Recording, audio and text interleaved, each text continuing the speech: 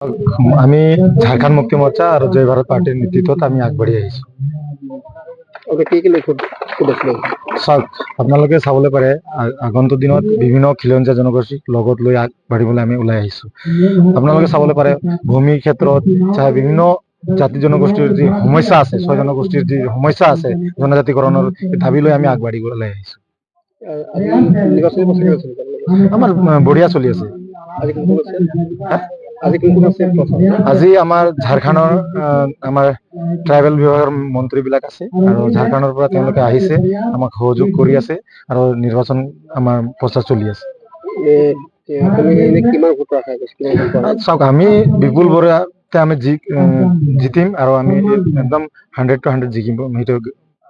যিহেতু আপোনালোকৰ একবাৰ নতুন দল, ইয়াত পূৰ্বতে প্ৰাৰ্থী দিয়া হৈছিল নে এইবাৰ প্ৰথম দিছে? প্ৰথমবাৰ হলো আমি নতুন পুৰণাৰ কথা নাই। আমি আপোনালোকে চাবলৈ পাৰে কংগ্ৰেছ নীতি, শাসন নীতি, বিজেপি নীতি, শাসন নীতি আমি চাইলো। গোটেই অসমবাসী চাইছে তেওঁলোকৰ মানে যি শাসন নীতি আৰু তেওঁলোকৰ কাম কাজ, সেই কাম কাজ লৈয়ে আমি মানে আগবাঢ়ি যাম। যে তেওঁলোকৰ যি কাম কাজ কৰা নাই সেই কাম কাজ কৰিবলৈ আমি ওলাই আহিছো।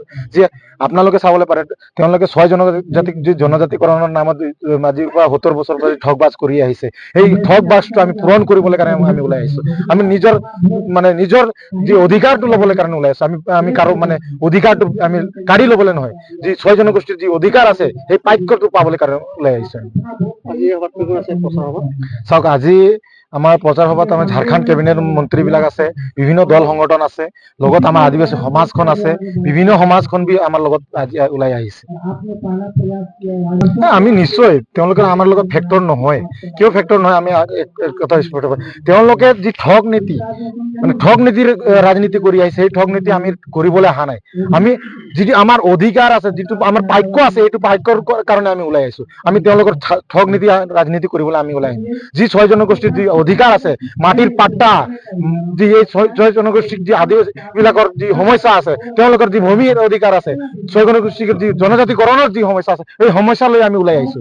আপুনি যদি এই নিৰ্বাচনত জিকি যায়, অসম নাগালেণ্ড সীমান্তৰ যি সমস্যা আছে, ইয়াৰ পৰা আপুনি কি ধৰণৰ পদক্ষেপ ল'ম বুলি ভাবিছে? চাওক, আপোনালোকে চাব, আজি বিজেপি নেতৃত্বৰ চৰকাৰ আছিলে, আজি মই নিজে চাইছো যে মই ইয়াৰ নিজৰ বাসিন্দা হয় এই জগাৰ। মই চাইছো যে আজি নগাই মানে অসমত আহি কমচে কম 10 কিলোমিটাৰ 12 কিলোমিটাৰ ভিতৰত আহি অসম নাগালেণ্ড মানে অসমৰ মাটিত নাগালেণ্ড কৈ বৰ্ড মাৰিবলৈ সক্ষম হৈছে। তেওঁলোকৰ এতিয়া বিজেপি চৰকাৰৰ কি কৰিব আমি মানে হিচাপেই নাই। তেওঁলোকৰ যি ঠগ বা যি কথা কয়, যে তেওঁলোকে যে কয় যে আমি মানে এইটো কৰিছো এইটো কৰিছো, আজি নিজৰ অসমৰ মাটিৰ ভূমি ৰক্ষা কৰিবলৈ নোৱাৰে এইখন চৰকাৰ কি কৰিব?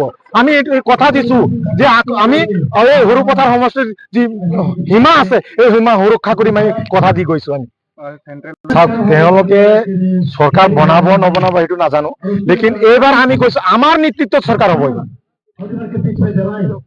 চাওক, অহা 30 তাৰিখে আমাৰ ঝাৰখণ্ডৰ মুখ্যমন্ত্ৰী সৰুপথাৰত আহিব আৰু অতি সোনকালে আমি জগাটো ঠিক কৰি আছো। আৰু অসমৰ এই সৰুপথাৰ ৰাইজে যে অতি সোনকালে যে সেইদিনা 30 তাৰিখে দিনা যে দলে বলে ওলাই আহিব আমি আশা কৰিছো।